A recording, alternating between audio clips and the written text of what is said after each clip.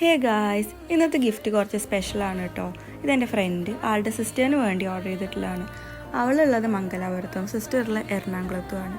അപ്പോൾ ആൾക്കൊരു റിക്വസ്റ്റ് ഉണ്ടായിരുന്നുള്ളൂ, ഇത് ബർത്ത്ഡേക്ക് കൃത്യം എത്തിച്ചു കൊടുക്കണം എന്നുള്ളത് മാത്രം. അപ്പോൾ ആൾക്ക് കുറച്ച് ഹെയർ ക്ലിപ്സും നെയിൽ പോളിഷും ഒരു കുഞ്ഞു ബൊക്കയും കൂടി ആഡ് ചെയ്തിട്ടുള്ള ഒരു സിമ്പിൾ ഗിഫ്റ്റാണ് വേണ്ടത്.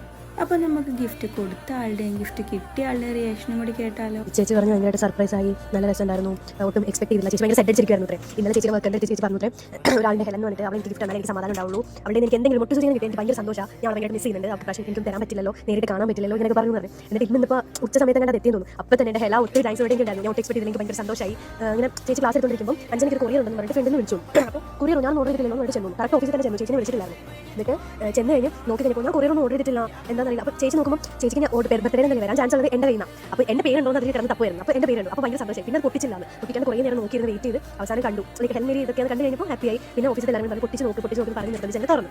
അപ്പോൾ ഭയങ്കര സന്തോഷം, ഭയങ്കര അൺഎക്സ്പെക്ടഡ് ഗിഫ്റ്റാണ്. അപ്പോൾ അതിൽ വെച്ച് കിട്ടിയായിട്ട് എല്ലാവരും കൂടി പൊട്ടിച്ച് തരാൻ പറഞ്ഞപ്പോൾ പറഞ്ഞു ഹെലൻ തന്നെ ഒന്നും ഞാൻ തരില്ല, ആർക്കും ഞാൻ ഷെയർ ചെയ്യില്ല, അതെനിക്ക് മാത്രമുള്ളതാണ്, ചിലപ്പോൾ ഞാൻ തന്നെ കഴിച്ചൊന്നിരിക്കില്ല, കുറേ കാലം ഞാൻ വെക്കും, അവൾ തന്നെ കിട്ടുന്ന ഒരു ഇട്ട് പോലും ഞാൻ ആർക്കും തരില്ല എന്ന് പറഞ്ഞിട്ട് കേട്ടി പറഞ്ഞുകൊണ്ട് പോയി എന്നൊക്കെ പറഞ്ഞു. ഭയങ്കരമായിട്ട് ഇഷ്ടപ്പെട്ടു ചേച്ചിക്ക്, ഭയങ്കര ഇഷ്ടപ്പെട്ടു.